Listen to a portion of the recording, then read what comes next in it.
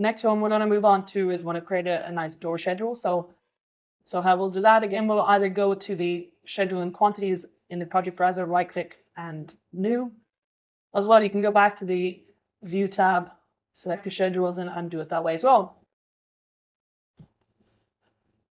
So in the new schedule dialog box, we go down to our doors and press OK. Again, we're showing the schedule properties. So what we want to bring into this one.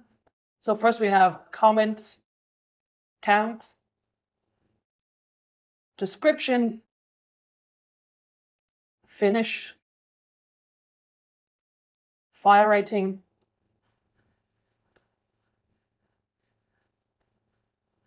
height,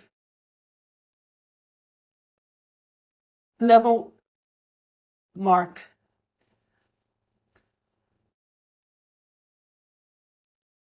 type mark, and width. So now we just need to reorganize these. The first one will be the type mark. Use the blue arrows to shift it up into place. Next will be level.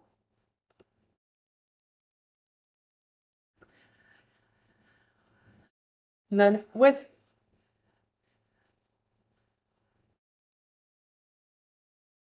Height.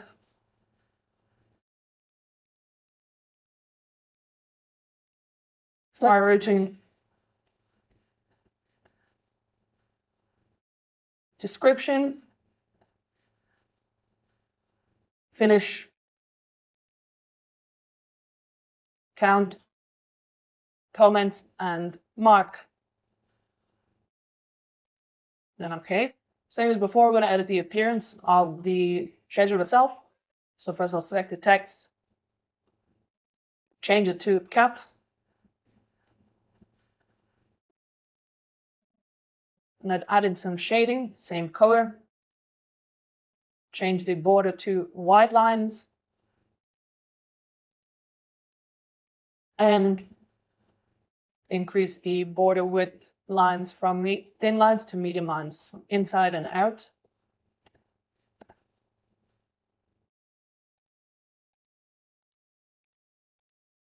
So what we're going to do now is we're going to start to organize the schedule so it's a bit neater and we can group certain doors together so we don't have all the information displayed. First thing I'm going to do is tidy it up, and as you can notice in the center there we have an unusual door which is 56 gram 40001 and mark 12. The quickest way to figure out which door that is to select it, come up here into the ribbon, and we have highlighted model. So click on that. And it will bring us into the model, and then we select close. So the door in question is the structural opening that we created earlier. So first thing I want to do is just remove the tag so it's not displayed. So now we know that it's the structural opening that's giving us an issue. So if we go back to our door schedule, and what we're going to do is use our filtering options to filter that door out of the schedule.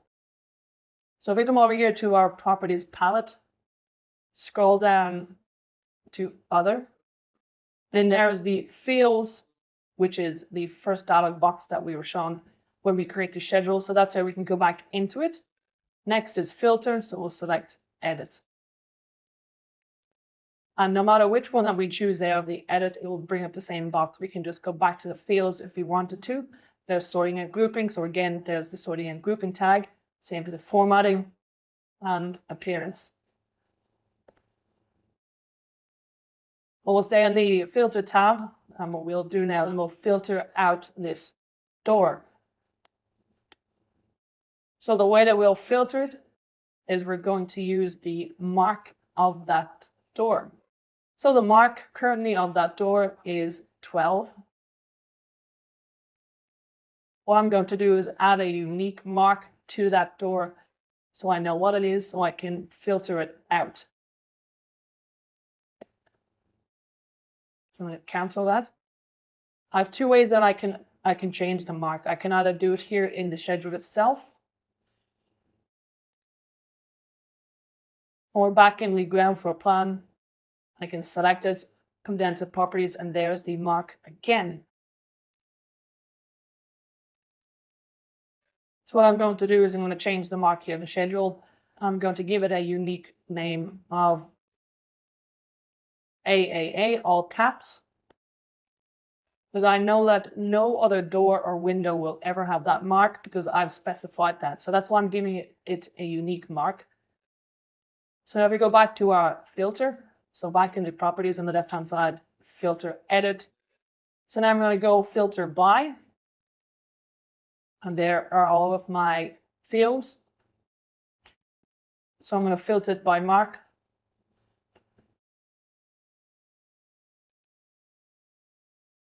And so I have a couple of options there what I can filter it by. What I want to choose is does not equal. So anything that does not equal this will remain. And if I then type in the AAA like we have here, press OK, and it's now been filtered out of our schedule. Next thing we're going to do is we're going to go to the sorting and grouping. So we're going to sort the schedule out and group them together. So you can click on any one of those to bring us back into that dialog box, but what we're going to be doing is using the sorting and grouping tab. So the first thing we're going to sort this by is the level. And I want each one of my levels, be it the ground and first floor, to have its own header. So I'll display, yes, I want a header. Then I want it to be sorted by the width. So I'll select my width. And then if I scroll down to the bottom here, I've got the grand totals. So if I turn that on, it will display the grand total of how many doors are in the project. And lastly, we have itemize every instance. So having that turned on means that every single door will be itemized on the schedule and given a count of 1.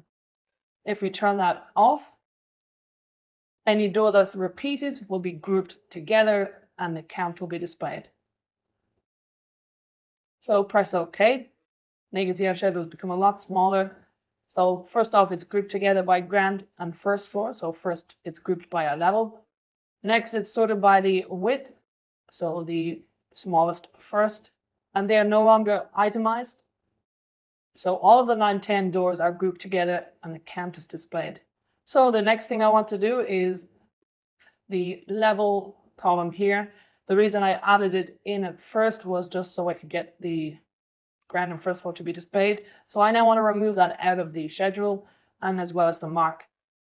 But instead of deleting them, because we want the mark column to obviously, we want these properties to remain so that AAA can stay out of the schedule. So we're just going to hide them. So we're now going to go to the formatting in the properties panel here. First one we're going to select is the level itself. So there's the level. Come over to the right hand side. In here we can change the heading, then its orientation, its alignment. We can also then change if it's shown. So we turn on hidden, it's going to disappear. As well, we want the mark to disappear, so we'll come down, select mark. As well, we'll also tick hidden field. So they're both are now removed. And lastly here in column A, it's displayed type mark. We know that these are our door types. So if we select the text and highlight it and just change it, the text to door type. Now you can do the last adjustments to the actual appearance. So we want A, B, C, D, E, F, G, and H. I want them to be aligned in the center. As well, in the finish column here, I'm going to add in some finishes to those doors. So door 1, 2, and 3, I want them to be oak.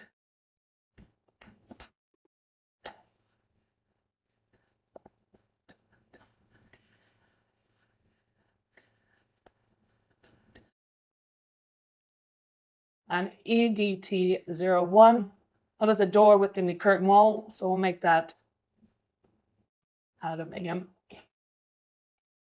DT01, 2, and 3, they're all oak as well. So now that we've added in the finish, we can just hit the drop down arrow and select the finish. If you have any final comments about the doors, then we can add them in here. As well, there in the description panel, we can add in a description about that door, so we can change it to external double door. So when we change the information in the description about that, it's going to prompt us, do we want it to be applied to all elements of that type? Which, yes, we do. So on the bottom left-hand corner, you can see the grand total there is 21. So we know there are 21 doors in total. Next, we'll do the windows. So again, right click on the schedule quantities, select new, scroll down to windows. The fields for the windows, we've got type mark,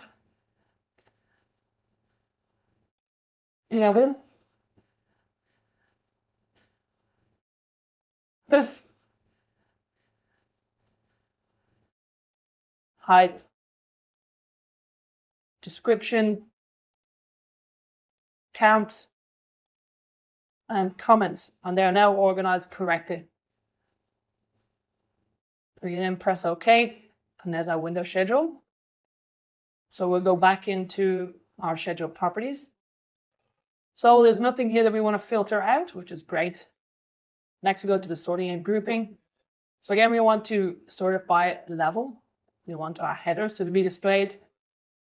Next, we want it to be sorted by the width.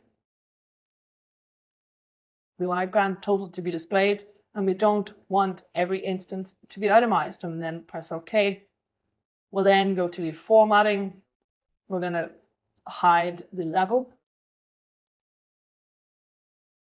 We can change the type mark to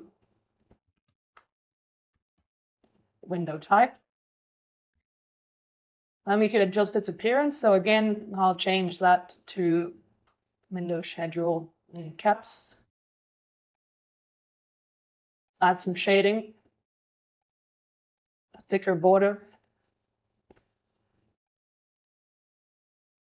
As well, change the border here to the medium lines inside and out.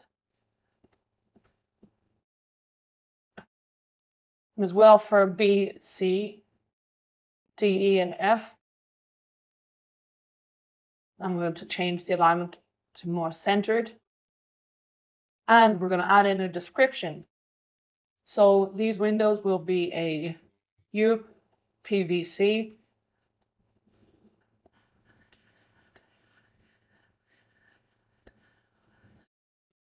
Triple pane.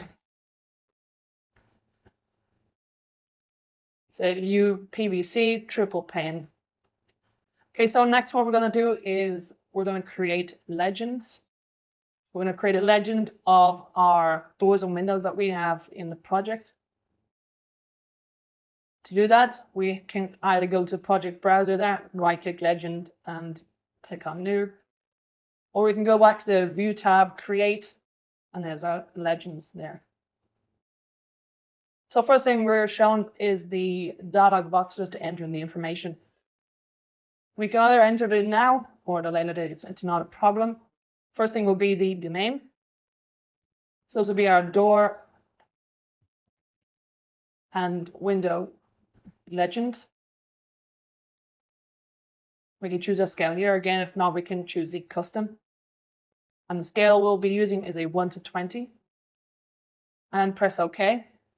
And this here's our legend drawing space where we will place our components. So to place in the components, we'll go to the Annotate tab. Here in the Detail panel, earlier on we were using the Detail component and the Repeating Detail component. Just below that is the Legend component, so we will open that. In here in the Options bar, first we have our list of families that are in the actual project themselves. Next is the view, so the different ways that we can display it. So floor plan, elevation, front and back, and then the host length. So with the host length, if I choose, for an example, just say typical wall, right now that wall's length is 914 millimeters, 0.4. So that's where I could change the length of that wall to 2 meters. So that's what the host length is referring to. What we're going to do is we're going to add in all of our doors and windows. So the external door type 1, our 3 door types, and our 2 window types. So if we scroll up, the first thing on the left-hand side is the name of the family. So we'll go to doors. Then we'll find the external door type 1. So the external door type 1 here is the doors double glass 1. So we didn't rename that when we placed it. So if we now go back, just double escape, we'll go back to our ground floor plan, open up the ground floor. There's our EDT01. If we select it, go to edit type, rename, and type in EDT01. So we've renamed the external door component itself.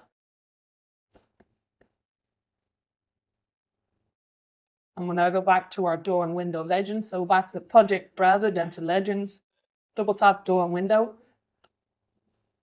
Open up our legend component. Go back to the family selection and come down, and there's our EDT-01. So we'll select it. So we're going to change our view to elevation front, and the host length is 1950. And click to place. So we'll do the same again, legend component, and bring in DT01.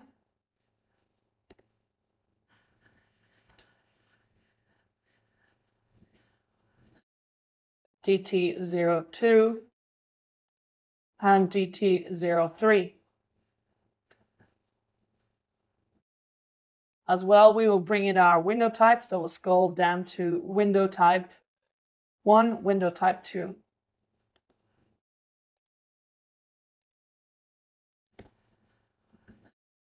So the next thing we're going to do is we're going to add in some information to our legend. If you want to open up the PDF 027 D and W legend, this is what we're aiming for. So what I've done is I've placed a couple of dimensions. I've done a floor level with a dashed line. I've added in some text. So this is our next task. So first thing we want to do is line all of the doors up so they're on the same line. What we'll do is go to the second door, click and drag until we get that temporary dimension.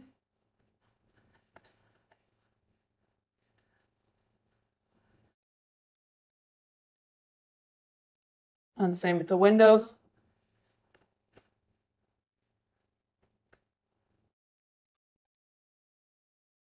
So next I want to place a detail line as my floor level. So go back to the detail panel, select detail line, go to line styles, and use this hidden line. Not the hidden lines, but the hidden.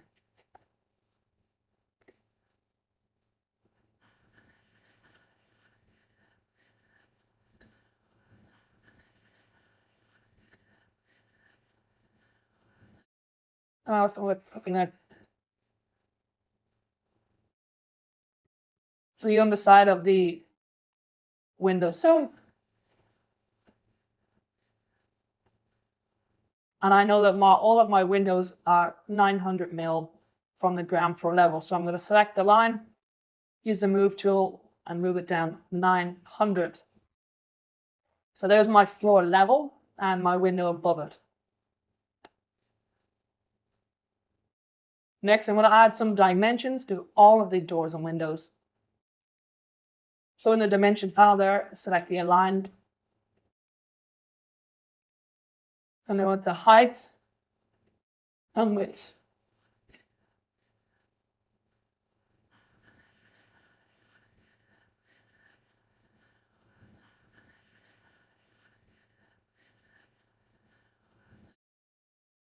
Remembering that if I want a vertical dimension, I've got to get the horizontal glue line.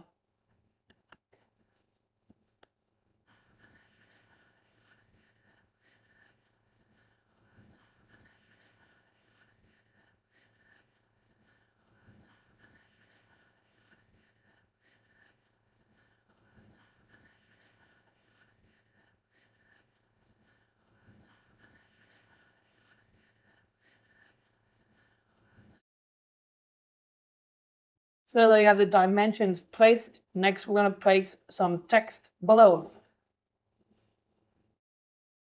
So in our text panel, we'll select text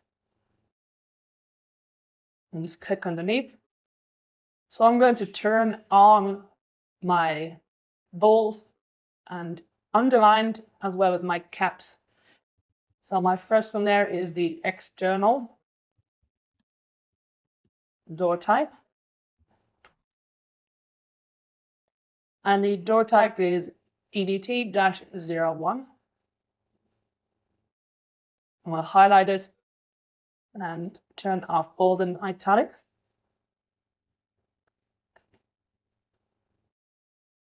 As well, what I would like to do is go back to my schedule, open up the door schedule, and look at the quantity. So I've got 4 of those.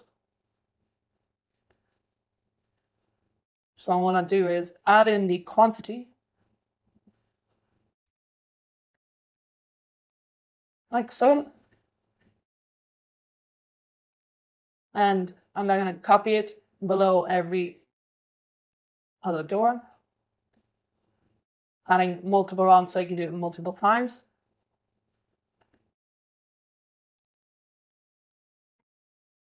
Another door type 1.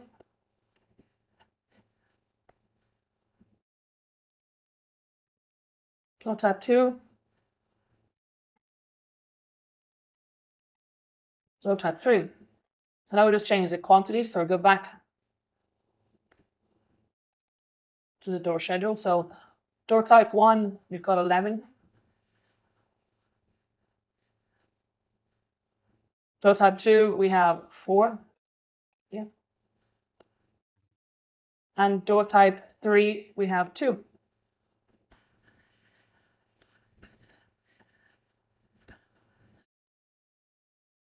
And we can copy the text down below.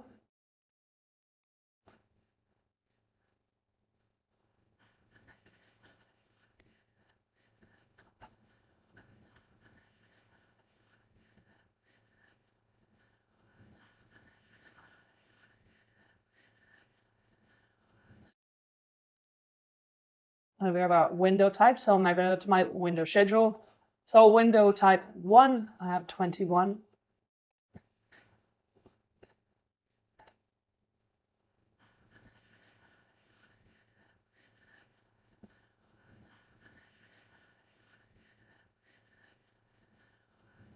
And window type 2, I've got 22.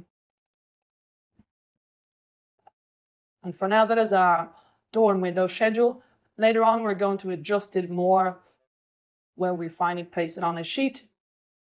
For now, that is our schedules and legends. Okay, so now what we're going to be doing is adjusting the sun and the sun's path and the shadows that it creates.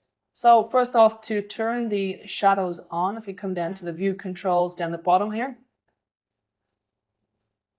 we have like a gray sphere that is our shadow. Turn that on as you cast the shadows. For a better view, what we're doing, if we turn on our 3D view. So when in the 3D view, if we turn on our shadows, and again, we can press WT to display our window tiles.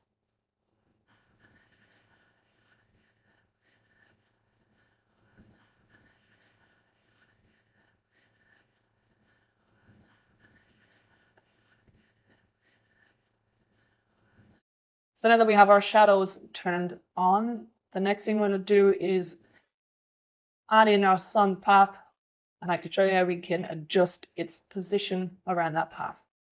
So to do that, we'll come down to where the shadow icon is, and beside that is the sun path. So if we click, we have 3 different options here. The first one has the sun settings themselves, and below that is just where we actually turn the sun path on and off. So if we turn it on, what the warning is explaining is the sun will not display because relative to view is selected in sun settings. What would you like to do? Would you either use the specified project location, date, and time instead? We can do this if we have specified our project's location, and then we can then specify the date and time ourselves. The project location is something we haven't covered yet, and this is something we will cover in the intermediate course. Our second option is to continue with current settings, which is what we'll do. So we'll continue to current settings and then we will change them ourselves. Then we'll get a compass around the plan as well. We can turn it on in the 3D view as well. So again, select the sun, turn on the sun path and press OK.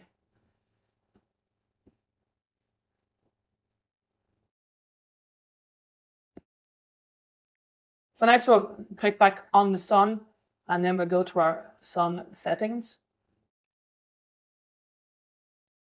And here in the sun setting dialog box, our first section is the solar study.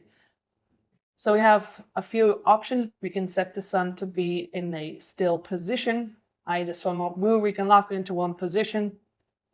So next is the single day, where we can determine the start position of the sun along a specified axis, then to the finish point. Next is the multi-day. So instead of tracking the sun on one particular day, we have the option of doing it over a couple of days. And lastly is the lighting option, where we can just specify a specific angle we want that sun to be. So what I'm going to do, I'm going to focus on the single day solar study. And within the single day solar study, we have a few presets. So first is the in session, so what we're doing right now. So that's those settings there. Next is the 1 day solar study. So this is something we're going to focus on in a few minutes, where we can create an actual solar study from the sunrise to the sunset and see how the shadows are cast upon the building. Next will be a summer solstice solar study. So obviously the sun will be at a higher position when it runs along the axis. Winter solstice will be then at a lower position and so on. So these are presets provided by Autodesk. So if we go back to our 1 day solar study, on the right hand side, then the next box is our settings. So first one is the location. So right now it's just set to London. If you hit the box here with the 3 dots, in there we can specify the location of our project. So for example, if it's in London, and we can give an accurate location.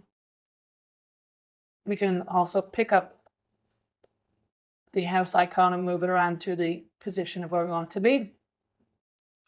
So first you can add in your project address, and then once you're in the location, then finally positioning.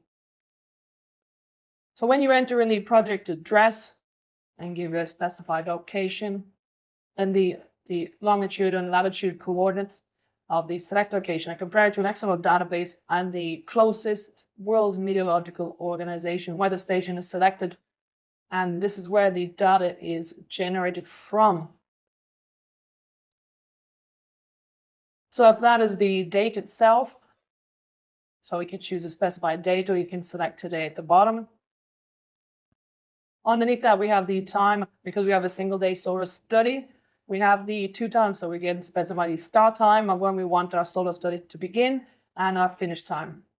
We could do our sunrise to sunset. So today in London, the sun will rise at 3:49 in the morning and set at 8 minutes past 8. Below that, we have our time intervals. Well, obviously, the larger the time, the quicker the solar study. So if we reduce it down to 15 minutes, we get a bit more information out of the study itself. And here we can specify the ground plane.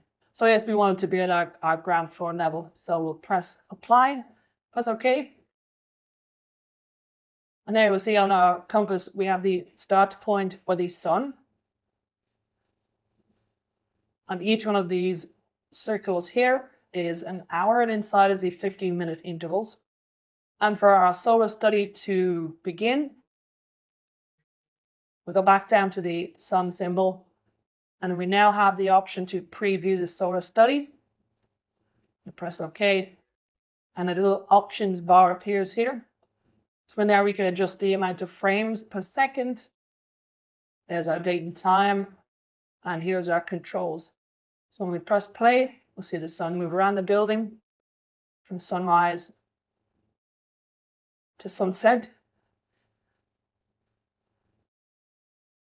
To that effect in the 3D view. If we now go to a 3D view, go back, we can go to sun settings. We can choose that single day, 1 day sort of study.